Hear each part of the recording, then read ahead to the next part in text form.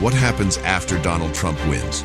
À première vue, cette vidéo promotionnelle publiée sur l'un des comptes officiels de Donald Trump et qui imagine l'avenir des États-Unis s'il était réélu n'a rien de spécial.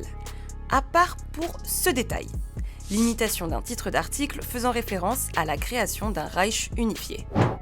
Alors il faut savoir que le mot Reich signifie empire en allemand et qu'il a donc désigné les régimes impériaux d'Allemagne à l'époque du Saint-Empire romain germanique entre 962 et 1806 et de l'Empire allemand entre 1871 et 1918.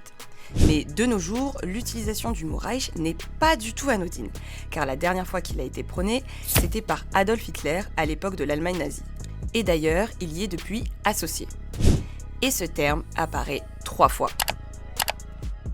D'ailleurs, si on regarde bien la vidéo, on voit que les faux articles en arrière-plan ont l'air de dater du début du XXe siècle, certains faisant même référence à la Première Guerre mondiale, ce qui n'a rien d'un hasard. Alors, comment ça s'est retrouvé là?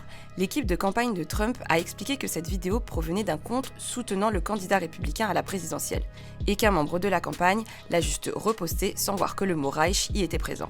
Cela dit, la vidéo n'a cependant pas été supprimée depuis et se trouve toujours sur le compte de Donald Trump. D'ailleurs, le candidat républicain a plusieurs fois été critiqué pour sa rhétorique aux accents fascistes, qualifiant les migrants de vermine qui empoisonnent le sang des États-Unis. Pour l'équipe de Joe Biden, il n'y a donc aucun doute, ces références au nazisme sont dans la lignée de la campagne de Donald Trump.